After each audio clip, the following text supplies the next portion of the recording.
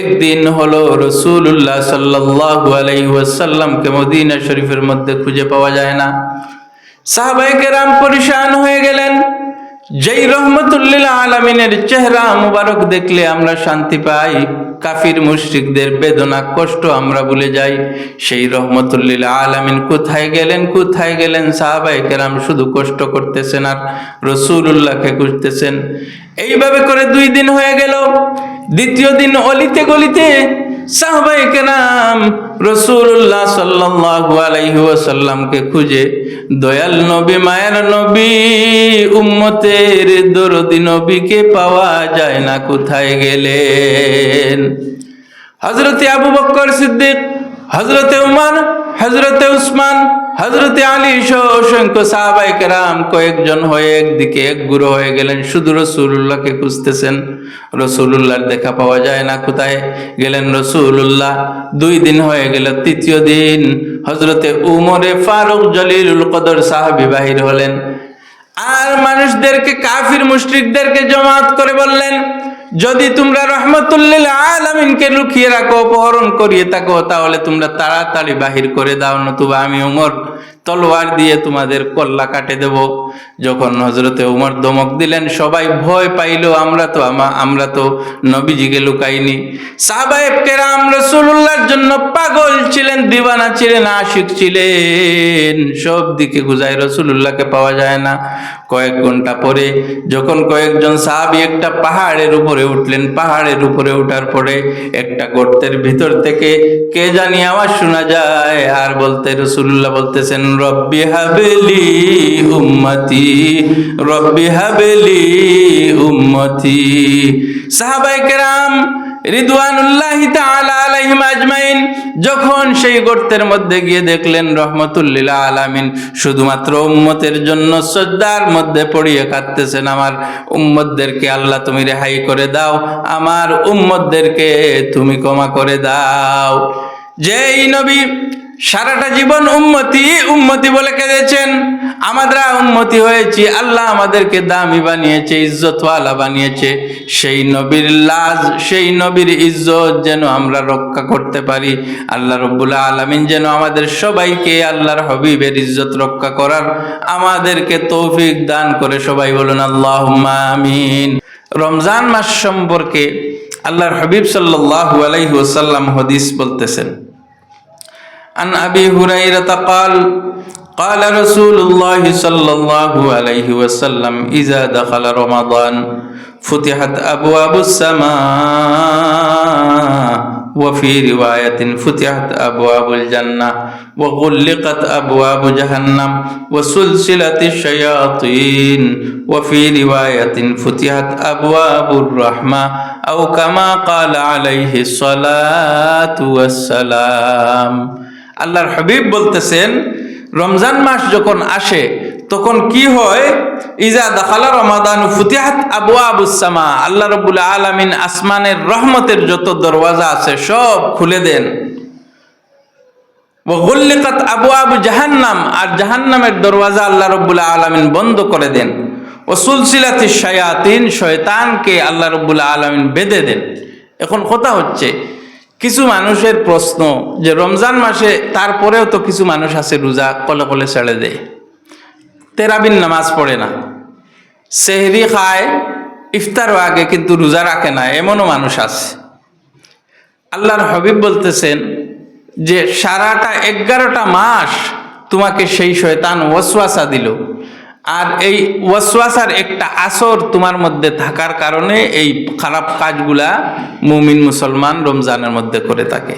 কিন্তু আগের থেকে আল্লাহ রাব্বুল আলামিনের দরবারে ইস্তেগফার করে যদি আপনি রমজান মাসে প্রবেশ করেন তাহলে আল্লাহ আপনাকে তৌফিক দেবে। সেই জন্য আল্লাহর হাবিব বলেন, আল্লাহর রহমতের যত দরওয়াজা আছে সব দরওয়াজা আল্লাহ রাব্বুল আলামিন মুমিনদের জন্য খুলে দেয়। বলুন না সুবহানাল্লাহ। তারপরে তেরাবিন নামাজ, আমি সংক্ষেপে বলতেছি, আমি আরেকটা জায়গায় যাব। বিশেষ করে একটা জিনিস আমি বলতে চাচ্ছি যে এখনকার প্রায় জায়গায় দেখা যায় বাচ্চা কাচ্চা হয় হসপিটালের মধ্যে, এটা একদম নর্মাল হয়ে গেছে। কারো ছেলে, কারো নাতি, কারো বাতিজা, কারো বাইগনা, বেশিরভাগ হসপিটালের মধ্যে নর্মাল ডেলিভারি নেয়, সিজার। এখন কথা হচ্ছে, এই যে হসপিটালের মধ্যে আপনার সন্তান হোক, নাতি হোক, বাতিজা হোক, বাইগনা হোক জন্ম হচ্ছে, একটা জিনিস আমরা ভুলে যাচ্ছি। প্রায় জায়গায় আমি দেখছি যে কানে যে আজান দেওয়াটা সেটা ভুলে যায় মানুষ। আমি এক জায়গায় গেছি, আমার এক বাগনির ছেলে হয়েছে, আমি আজান দিলাম, আরেকজন পাশে শুনিয়া সে এমন ভাব করতেছে যে সে জানেই না যে কানে আজান দিতে হয়, সেটা সে জানেই না। রাসূলুল্লাহ সাল্লাল্লাহু আলাইহি ওয়াসাল্লাম বলেছেন, ডান কানে আজান দেবেন এবং বাম কানে ইকামত। ডান কানে আজান, বাম কানে ইকামত। যদি হসপিটালের মধ্যে দিতে না পারেন, তাহলে বাড়িতে আসার পরে ইমাম সাহেবকে দিয়ে হোক বা কোনো আলিমকে দিয়ে হোক, বা যে আজান দিতে পারেন তাকে দিয়ে আপনি আজান দেওয়াবেন। এটা হলো সুন্নত। এই আজানের নামাজ হলো নামাজে জানাজা, এটা সবাই জানেন। এটার দিকে লক্ষ্য রাখবেন, শুধু মনে করিয়ে দেওয়ার জন্য আমি বলতেছি। আরেকটা হাদিস, এই বাচ্চা জন্ম হওয়ার পরে আপনি যে নাম রাখবেন বাচ্চা, আমরা আগের যারা আছেন, অনেকের নাম আছে লেসু, অনেকের নাম আছে অন্য সুনামিয়া, অনেকের নাম আছে অন্য কিছু। যদি কারো এরকম নাম তাকে ক্ষমা করবেন প্লিজ, বলার জন্য, আমি বোঝানোর জন্য বলতেছি। আল্লাহর হাবিব সাল্লাল্লাহু আলাইহি ওয়াসাল্লাম বলতেছেন, কিয়ামতের দিন তোমার নাম ধরে এবং তোমার বাবার নাম ধরে কিয়ামতের দিন ডাকা হবে।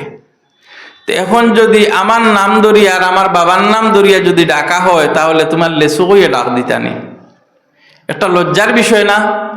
সেই জন্য আল্লাহর হাবিব বলেছেন সুন্দর সুন্দর নাম রাখার জন্য। আলিমকে জিজ্ঞাসা করে, এই মসজিদের ইমাম সাহেবকে জিজ্ঞাসা করে আপনি নাম রাখবেন। যারা নাম রেখেছেন, ভবিষ্যতে আমরা যেন আমাদের সমাজকে সুন্দর করি, সুন্নত অনুযায়ী আমরা যেন আমাদের নাম রাখি। আল্লাহ রাব্বুল আলামিন তৌফিক দান করুন। সকলে বলুন আল্লাহুম্মা আমিন। সেই দু চারটা কথা বললাম, যদি এর মাঝে কোনো ভুল ভ্রান্তি হয় দয়া করে আমাকে ক্ষমা করবেন। তার আগে মসজিদে যারা সাহায্য সহযোগিতা করেছেন, আল্লাহ আপনাদের সকলের সাহায্য সহযোগিতাকে কবুল ও মঞ্জুর করুন। সকলে বলুন আল্লাহুম্মা আমিন। যারা এই মাহফিল আয়োজন করেছেন, আল্লাহ সবাইকে তুমি কবুল আর মঞ্জুর করে নাও। আল্লাহ যত মানুষ সাহায্য সহযোগিতা করেছে সবাইকে তুমি কবুল আর মঞ্জুর করে নাও। আল্লাহ এই মসজিদের সেক্রেটারি, প্রেসিডেন্ট, মসজিদের জন্য যত কাম কাজ করান, আল্লাহ তুমি কবুল আর মঞ্জুর করে দাও।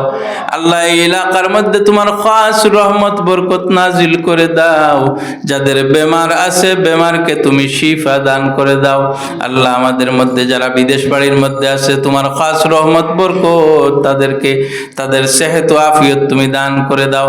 আল্লাহ আমাদের যাদের মা বাবা কবরে চলে গেছেন, আমাদের কবরের মা বাবা জান্নাতুল বাগান বানাইয়া দাও ইয়া রব্বুল আলামিন। আমাদের যাদের মা বাবা জীবিত আছেন, হায়াত দান করে দাও ইয়া রব্বুল আলামিন। আমাদের যাদের সন্তান স্কুল মাদ্রাসায় পড়াশোনা করতেছে, আল্লাহ তাদেরকে জেহনে জকি, ফেহমে কামিল, আকলে সলিম তুমি দান করে দাও। আল্লাহ যত মানুষ সেই মসজিদের জন্য সহযোগিতা করেছে এবং আগামীতে করবে, সকালবেলাও চান্দা হবে করবে, আল্লাহ তাদের সদকাকে তুমি কবুল আর মঞ্জুর করে নিও ইয়া রব্বুল আলামিন ইয়া আরহামার রাহিমিন। তোমার দরবারে ভিক্ষা চাই আল্লাহ, তোমার ঘর, তোমার হাবিবের বাড়ি না দেখাইয়া আমাদের মৃত্যু দিও না ইয়া রব্বুল আলামিন। তোমার হাবিব যত জাত বালাই চেয়েছেন, আমরাও অত জাত বালাই চাইতেছি। তোমার হাবিব যত জাত বুরাই থেকে পানাহ চেয়েছেন, আমরাও অত জাত বুরাই থেকে পানাহ চাইছি।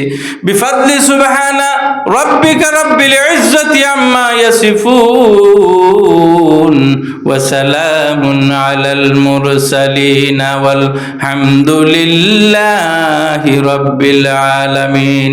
আমিন। আসসালামু আলাইকুম।